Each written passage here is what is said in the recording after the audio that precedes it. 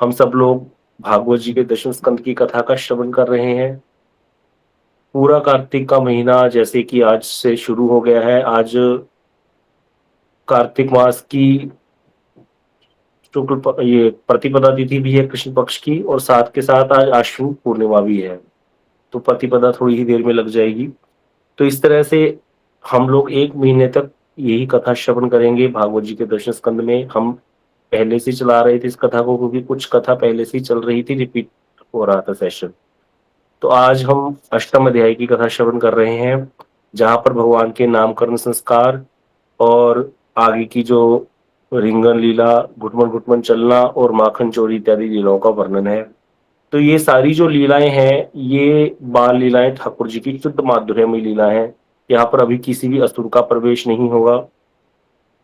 यहाँ पर कोई भी ऐश्वर्य की गंध भी नहीं होगी भगवान के, क्योंकि पूतनावध लीला में, तिरनावर्त लीला में, अभी जो शक्टासुर भंजन लीला, इसमें ठाकुर जी का ऐश्वर्य भी दिखा।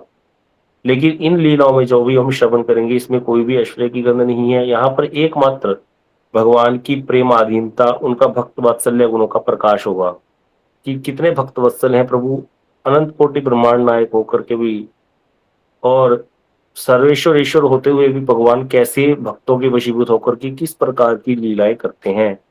तो जब ठाकुर जी यहाँ पर कृष्ण जो है वो 10 10 दिनों जो 3 महीने 10 दिन, 3 महीने 10 दिन अर्थात 100 दिन, 90 दिन 3 महीने के, 10 दिन और जोड़ दे तो 100 दिन। 100 दिन के जब कृष्ण हो गए हैं, तो उस दिन नामकरण लीला का प्रकाश हुआ है। नामकरण ठाकुर जी का 100वें दिन हुआ है। अब यहाँ बता रहे हैं कि ये दो चीजें यहाँ पे समझनी पड़ेंगी।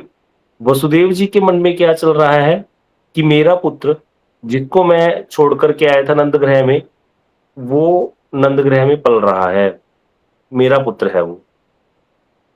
और नंद बाबा और सारे ब्रजवासी के मन में क्या है कि लाला किसका पुत्र है? कृष्ण, ये नंद बाबा का पुत्र है। यशोदा ने गर्भ में धारण किया, ऐसा है भी। तो इसीलिए वसुदेव जी के मन में हमेशा यही है कि मेरा पुत्र वहां पर पल रहा है। अब जिस दिन 99 दिन हो गए, वासुदेव जी एक एक दिन करके गणना करते थे कि आज मेरा पुत्र इतने दिन का हो गया, आज मेरा पुत्र इतने दिन का हो गया। जब से यशोदा की गोद में रख करके आए थे, तब से चिंता करते रहते थे। तो यहाँ पर बताया गया शास्त्र में कि जन्म से 10वां दिन, 11वां दिन, 12वां दिन और 100वां दिन ये नामकरण करने के लिए अच्छा होता है, शुभ होता है। वैसे तो किसी भी दिन कर सकते हैं, लेकिन ये शुभ माने जाते हैं दिन।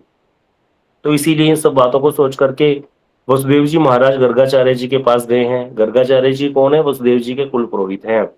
तो गर्गाचार्य जी के पास जाकर के बता रहे हैं कि आप क्या करो, महातपस्वी हैं। कौन? श्री गर्गाचार्य जी महाराज बहुत बड़े ज्योतिषाचार्य हैं।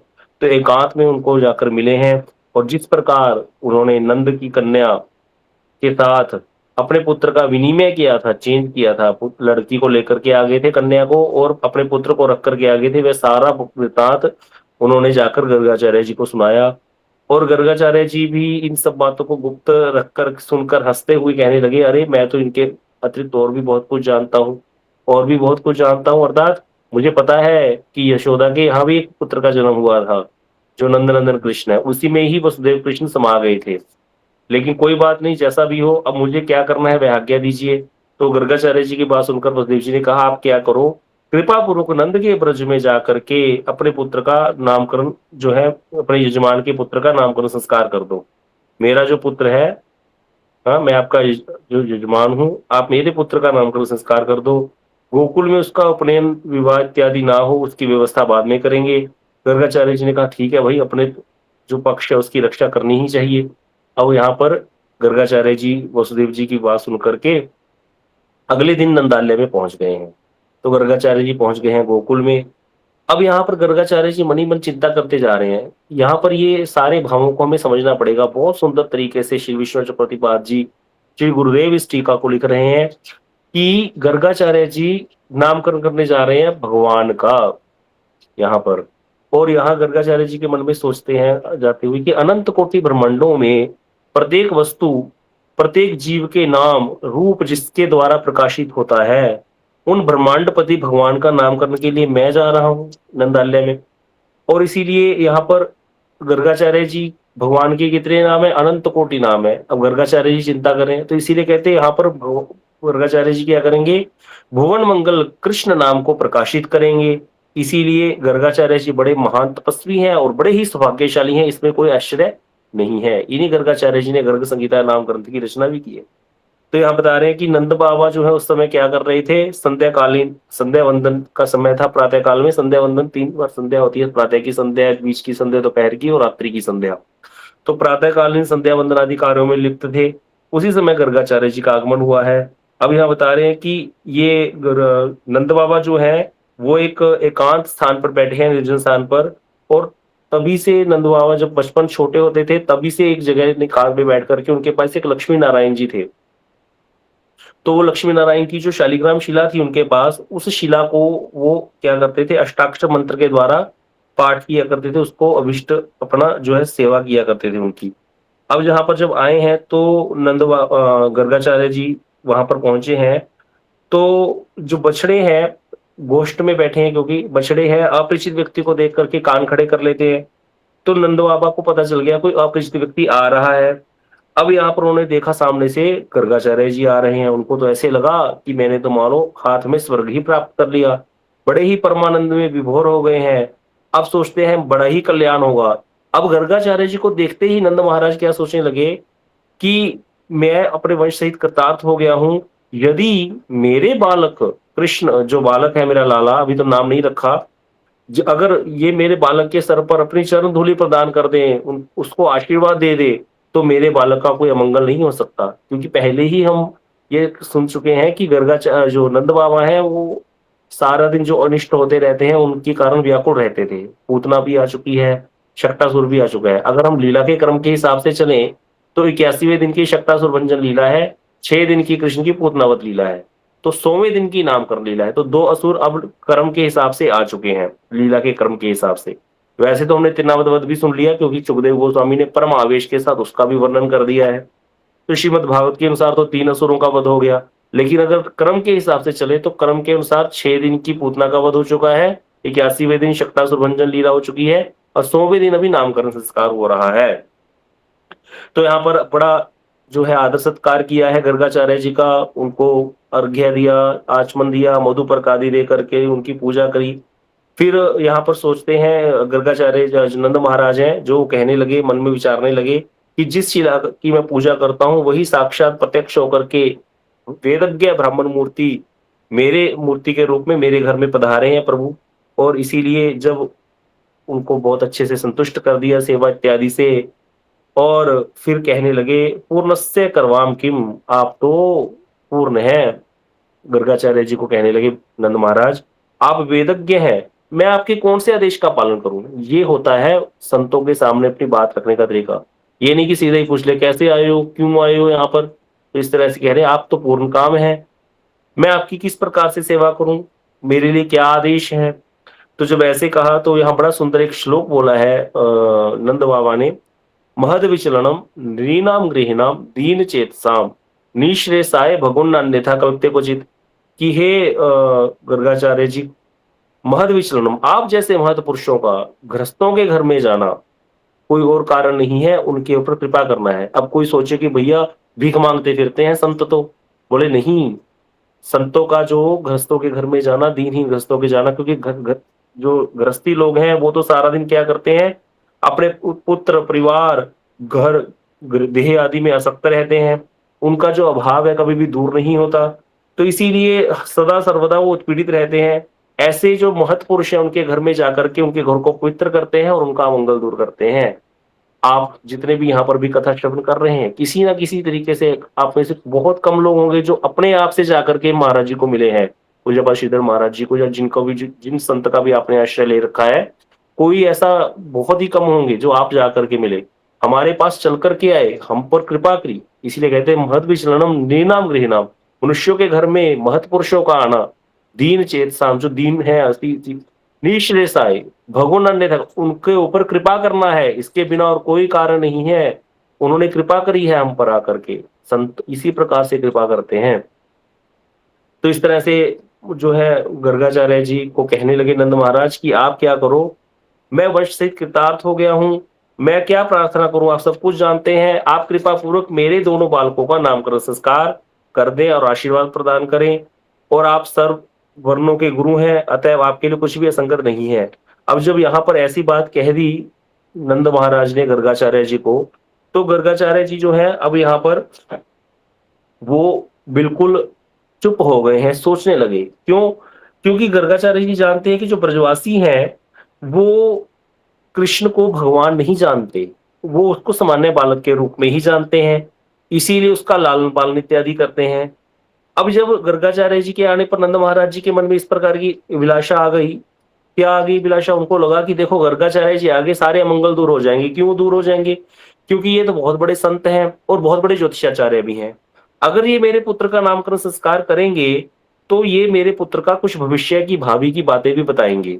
माताओं को, पिता को बहुत ज्यादा उत्कंठा रहती है बालक के, बच्चे के हाथ दिखाने की कि उसका आगे का भविष्य कैसा होगा, इसको किस लाइन में डालें, कैसा रहेगा ये। तो इस तरह से बहुत प्रकार की, जैसे एक साधारण व्यक्ति चिंता करता है अपने बालक की, इसी प्रकार की चिंताएं नंद बाबा के मन में है। इसीलिए बड़े ही प्रसन्न हो गए हैं और सोच रहे हैं कि जो ये क्या करेंगे, मेरे बालक के शुभ दूर कर देंगे और कुछ भविष्य की बातें भी बताएंगे। अब यहाँ पर श्री विष्णु चक्रवर्ती पाद जी कहते हैं कि गर्गाचार्य जी महाराज क्या है, गर्गाचार्य जी महाराज प्रेमवान भक्त हैं। प्रेमवान भक्त अर्थात उनके हृदय में भी कृष्ण के प्रति बड़ा प्रेम है, लेकिन होने पर भी यशोदा और नंद और ब्रजवासी और गोप गोपियों की भांति प्रेम अंध नहीं है, प्रेमांध। एक होता है प्रेमवान, एक होता है प्रेम अंध। प्रेमांध मतलब प्रेम में अंधे, जिनको पता ही नहीं कि कृष्ण भगवान है। गर्गाचार्य जी को तत्व ज्ञान भी है, प्रेम भी है। जैसे किसी व्यक्ति को मोदी जी के बारे में पता है कि मोदी जी प्रधानमंत्री हैं, लेकिन उसका उसके साथ संबंध भी है, मोदी के साथ उसकी पत्नी है, तो उसका प्रेम भी होगा ही, है ना। लेकिन उसको यह भी पता है कि इसकी पोजीशन क्या है, कितनी बड़ी पावर ये रखता है। तो यहाँ पर गर्गाचार्य जी के मन में क्या है, दोनों चीजें हैं, तत्व भी है प्रभु का हृदय में और प्रेम भी है। लेकिन ब्रजवासियों के हृदय में क्या है, नंद बाबा यशोदा मैया के हृदय में, कि कृष्ण हमारा पुत्र है, लाला है, और ये भगवान है, या इस तरह की बात कभी भी उनके मन में नहीं आती। तो इसीलिए प्रेमांध है ब्रजवासी, ये ब्रज की महिमा है। तो इसीलिए नंद महाराज का व्यवहार देख करके और गर्गाचार्य जी बिल्कुल चुप से हो गए हैं, सोचने लगे हैं कि कहीं मेरे बोलने से नामकरण संस्कार के समय इनके वात्सल्य प्रेम में कोई बाधा ना आ जाए। इसीलिए मुझे अपना कार्य इस प्रकार से करना होगा कि इनके वात्सल्य प्रेम में कोई बाधा ना हो और कार्य भी अविष्ट भी सिद्ध हो जाए। क्यों? अब देखिए यहाँ पर ये समझने वाली बात है, जो व्यक्ति किसी व्यक्ति की महिमा जानता है कि वो व्यक्ति क्या है, तो उसके मुख से उनकी बात करते समय कुछ ना कुछ निकल सकता है। तो गर्गाचार्य जी सोच रहे हैं कि कहीं मेरे मुंह से कोई ऐसा श्लोक, ऐसी कोई बात ना उच्चारित हो जाए जिससे ये निकल जाए कि ये तुम्हारा पुत्र तो भगवान है, तुमने तो जगदीश्वर को पुत्र करके जाना, ये बात कहीं निकल ना जाए, इसीलिए बड़ी चिंतित है। अब गर्गाचार्य जी ने सोचा ये बात अगर नंद बाबा यशोदा मैया है उनके सामने होने से तो कोई फर्क नहीं पड़ेगा, क्योंकि वो तो प्रेम में बिल्कुल अंधे हैं। लेकिन अन्य अन्य लोगों के पास होने से शंका हो सकती है, सब तो एक जैसे नहीं होते। तो इसीलिए यहाँ पर गर्गाचार्य जी सोचते हैं, कहने लगे कि मैं हो ना हो बालक का नामकरण अकेले में ही करना अच्छा रहेगा, अकेले में ही नामकरण करूंगा जहां पर कोई भी ना हो। और सोचते हैं कि नंद नंदन का जो नामकरण है उनका नित्य सिद्ध नाम ही प्रकाशित करूंगा, और अति भविष्य का फल भी कहना पड़ेगा कि आगे भविष्य क्या होगा।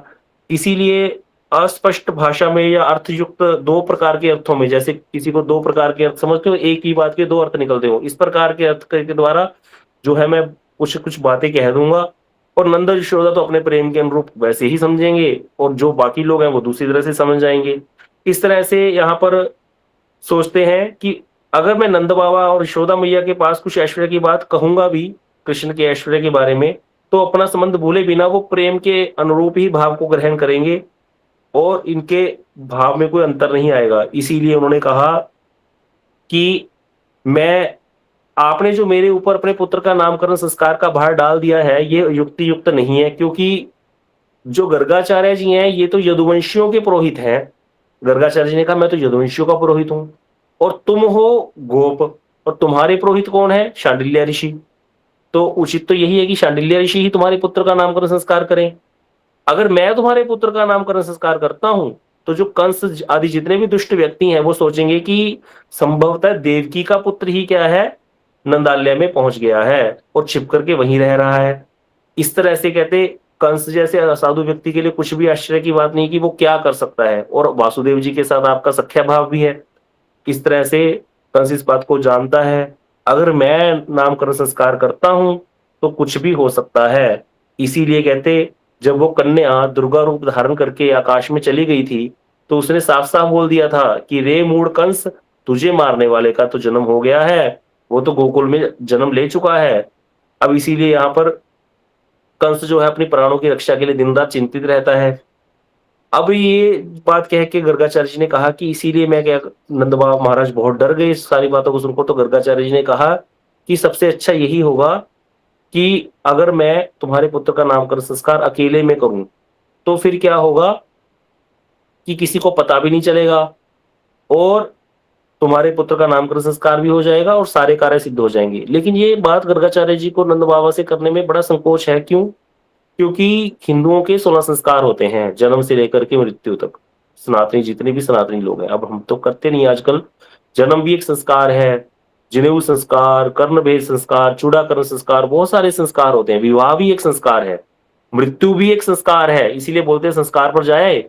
तो ये जितने भी संस्कार हैं, 16 संस्कार, इसमें उत्सव होता है अपने अपने हिसाब से, जिसका जितना सामर्थ्य है। तो नामकरण संस्कार छोटा मोटा संस्कार नहीं होता। नामकरण संस्कार के समय बहुत बड़ा उत्सव किया जाता है। अब क्योंकि गर्गाचार्य जी को पता है कि नंद महाराज क्या है, राजा है ब्रज के, तो ये तो बहुत सुंदर तरीके से नामकरण संस्कार के समय बहुत बड़ा उत्सव मनाएंगे।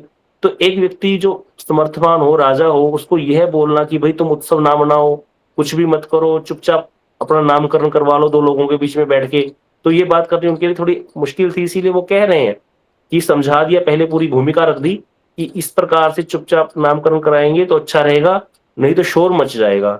अब यहाँ पर नंद महाराज डर गए सारी बातों को सुन करके, लेकिन उनको गर्गाचार्य जैसे ऋषि जो संत हैं, उनका आना का जो लोभ है कि शुभ अशुभ पता चलेगा पुत्र का, इस संस्कार को भी नहीं छोड़, जो लोग को भी नहीं छोड़ सके। इसीलिए वो कहने लगे, आप गुप्त रूप में ही इस कार्य को संपन्न करो, मैं कोई भी आडंबर, कोई भी अनुष्ठान नहीं करूंगा, कोई भी ब्रज का गोप को भी कोई जान ही नहीं सकेगा, केवल स्वस्ति वाचन करके मेरे पुत्र का नामकरण संस्कार आप कर दीजिए। स्वस्ति वाचन द्वारा भी नामकरण संस्कार, स्वस्ति वाचन अर्थात मंगल वाचन होते हैं, उन शब्दों से ही नामकरण हो जाएगा। तो ये स्वस्ति वाचन एक ऐसी क्रिया है जो बहुत ही कम, कुछ नहीं करना, पंडित जी आएंगे, ब्राह्मण आएगा या कोई वैष्णव होगा तो वो स्वस्ति वाचन कर देंगे और हो जाएगा कार्य। इससे भी कार्य होते हैं। तो गर्गाचार्य जी बड़े प्रसन्न हुए, बोले अच्छा चलो, मेरे मन के अनुरूप व्यवस्था हो गई। अब दोनों बालकों को लेकर के यशोदा और जो रोहिणी है वो आ गई हैं, बैठी हैं आकर के, बालकों को गोद में लेकर के गोष्ठ में ही, जहाँ गौशाला है वहीं पर ही नामकरण संस्कार के लिए बैठ गई। तो यहाँ पर गर्गाचार्य जी जो है, जब नामकरण संस्कार करने लगे तो गौशाला में जब बैठे हैं, तो यहाँ पर पहले गर्गाचार्य जी ने रोहिणी के पुत्र का नामकरण संस्कार किया है। तो यहाँ पर कहने लगे, प्रभु आप मुझको, पहले प्रार्थना करने लगे भगवान को याद करके, गोविंद आप ऐसी कृपा करें कि मैं आपके जो ये प्रेमी भक्त हैं, इनके मन को कोई कष्ट ना दे करके आपके नित्य सिद्ध नामों को प्रकाशित कर सकूं। रोहिणी नंदन जो है वो कृष्ण से 8 दिन बड़े हैं, इसीलिए गर्गाचार्य जी ने इनका नामकरण संस्कार पहले किया। तो कहा कि ये रोहिणी की गोद में, अयम ही रोहिणी सुत, ये रोहिणी की गोद में जो बड़ा ही सुंदर गौर वर्ण का जो बालक है, बड़े ही लक्षणों से युक्त है, रोहिणी के गर्भ से पैदा होने के कारण इसका एक नाम क्या होगा, रोहिणी नंदन। यह बालक सद्गुणों का भंडार होगा, सबका मनोरंजन करेगा, सबका सर्व रमणीय गुणशाली होने के कारण इसका एक नाम राम होगा। राम अर्थात रमन करने वाला। अत्यंत बलशाली होने के कारण इसका एक नाम बल भी होगा। कहते यह बालक जो है, क्योंकि रोहिणी तो वसुदेव जी की पत्नी है, इसीलिए वसुदेव जी का पुत्र है, लेकिन वसुदेव जी से अभिन्न आपको भी आप अपना पिता ही समझेगा, यादवों की भांति गोपों को भी अपनी जाति का ही समझेगा, अपने कुटुंबी मानेगा, यादवों से भी उतना ही प्यार करेगा, गोपों से भी उतना ही प्यार करेगा। अगर कहीं कोई दोनों में फूट पड़ने लगेगी कभी कभी यादवों और गोपों में, तो ये उनका मेल मिलाप गिराएगा। इसीलिए इस बालक का नाम क्या होगा, संकर्षण होगा। तो यहाँ पर 4 नाम भगवान बलदेव जी के 4 नित्य सिद्ध नाम प्रकाशित किए हैं, रोहिणी नंदन, राम, बलदेव और संकर्षण। अब यहाँ पर ये 4 नित्य सिद्ध नाम प्रकाशित करके, ये चारों नाम पुराणों में, संहिताओं में प्रसिद्ध हैं। अब यहाँ पर जो कह रहे हैं कि ये जो संकर्षण का तत्व है यहाँ पर उसको प्रकाशित नहीं किया गर्गाचार्य जी ने, जबकि ये चारों नाम है ये तत्वता से भी प्रकाशित हो सकते थे, क्योंकि संकर्षण ही शेष रूप में भूमंडल को धारण करते हैं। वही भगवान की शैया, वही भगवान का निवास, वही भगवान के विग्रह का जो भगवान का लीला विग्रह धारण करते हैं, अर्थात छत्र, पादुका, भगवान की शैया, भगवान का आसन, भगवान का तकिया, सब यही तो बनते हैं। 5 रूपों में संकर्षण, कारणोदशाई, गर्भोदशाई च पयोदशाई, शेषस्य यस्यांश कला स नित्यानंदराख्या राम शरणम ममास्तु। 5 मूर्तियां धारण करके कृष्ण की सेवा करते हैं, कारणोदशाई, गर्भोदशाई, क्षीरोदशाई। शेष भी इनका ही अंश है, कला अंश के अंश है, कला है। तो इस तरह से कितना ही तत्व है बलदेव प्रभु का, लेकिन उसको वर्णन नहीं करके ब्रज के अनुसार, ब्रज के नामों के अनुसार की रोहिणी के पुत्र है इसलिए रोहिणी नंदन कहलाएगा, बल का नाम होगा इसलिए बलदेव कहलाएगा। हाँ, दोनों में मित्रता बना करके रखेगा संबंध इसलिए संकर्षण कहलाएगा। तो इस तरह से 4 नाम प्रकाशित कर दिए। अब गर्गाचार्य जी मन में चिंता करने लगे कृष्ण का नामकरण करने के लिए, कि अब जिसका मैं नामकरण करने के लिए जा रहा हूं वो सर्व कारण कारण है, सर्वेश्वर है, सर्व नियंता है, स्वयं भगवान है। जितने भी सारे संसार की जगत की वस्तुएं हैं, जीव हैं, वो नाम रूप इन्हीं से प्रकाशित हुए हैं। तो अभी सर्वशक्ति संपन्न भगवान के कौन से नाम को प्रकाशित करूं? देखिए गीता में भगवान ने क्या बोला, अक्षर नाम अकार अस्मि। अकार, आप कोई भी शब्द बोलिए, क ख ग घ घ, जितने भी व्यंजन है बोलिए, किसी में भी अ ना बोलो, ऐसा बोल के दिखाइए, क ख ग घ। तो हर शब्द में अ आएगा ही आएगा, छोटे से अक्षर में भी, व्यंजन में भी अ आएगा। तो भगवान ने क्या कहते हैं, अक्षराणाम अकार अस्मि। अक्षरों में अकार मैं हूं, अक्षरों में अकार मैं हूं। तो जितने भी शब्द हैं वो किसके नाम है, भगवान के नाम। जितने भी नाम प्रकाशित हुए हैं संसार में वो क्यों है, कौन है, भगवान के नाम है।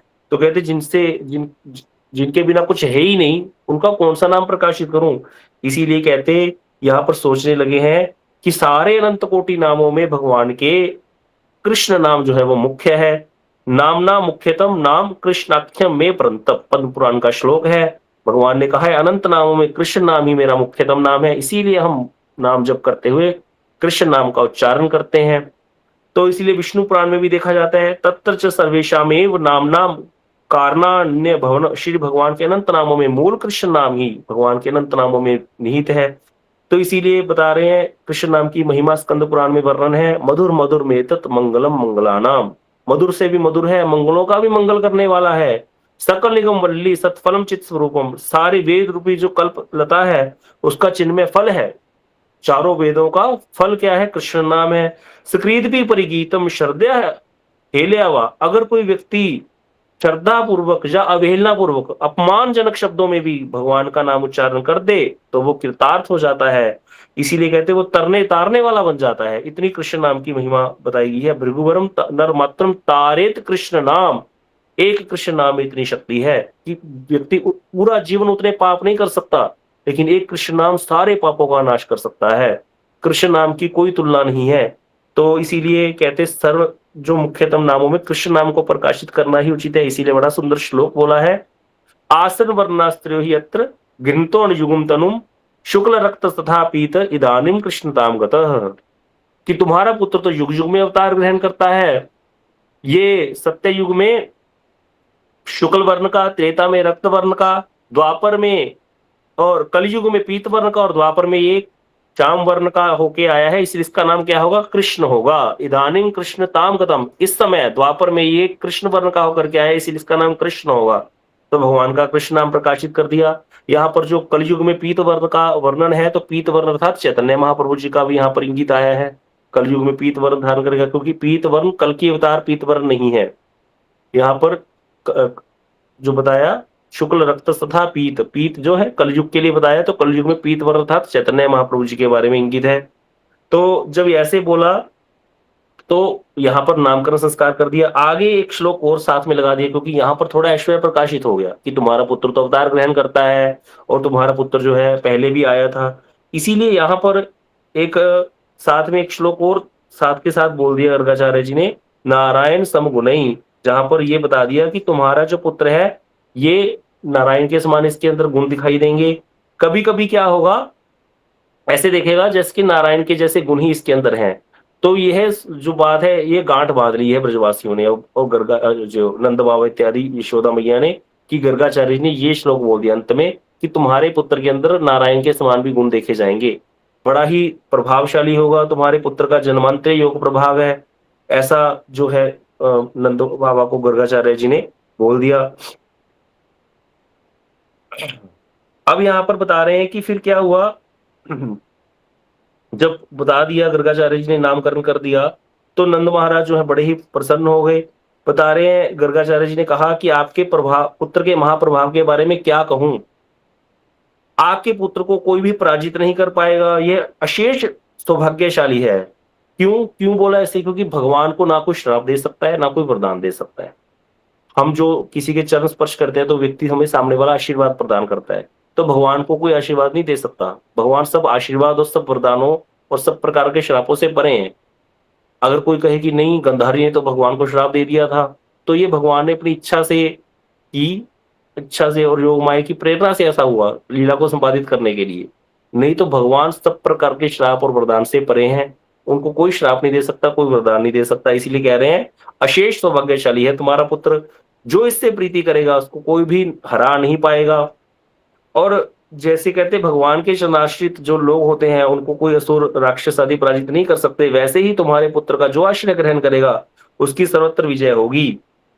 और यशोदा को कहने लगे, यशोदे महाभागे, हे भाग्यवती यशोदे, तुम्हारी गोद में स्थित बालक से जो प्रीति करेगा उसको कोई भी शत्रु पराजित नहीं कर सकेगा।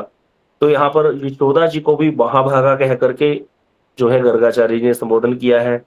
अब यहाँ पर गर्गाचार्य जी कहने लगे हैं, तुम्हारे पुत्र के नाम और गुणों गुणों की और कर्मों की कितनी वर्णन करूं, कोई सीमा ही नहीं है तुम्हारे पुत्र के गुणों की।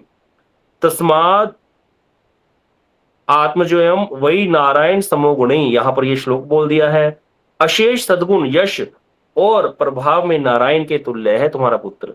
यह नारायण के तुल्य कहने से अब यहाँ पर क्या हो गया, अब कल कोई भी असुर मरेगा, क्योंकि गर्गाचार्य जी बोल गए थे नारायण समगुणी, नारायण के समान गुण है, इसीलिए हमारे पुत्र ने जो है इसका वध कर दिया। इसके अंदर, कृष्ण के अंदर कोई शक्ति नहीं है, ये तो इसके अंदर नारायण का आवेश आ जाता है, इसीलिए ये ऐसी लीलाएं करता है।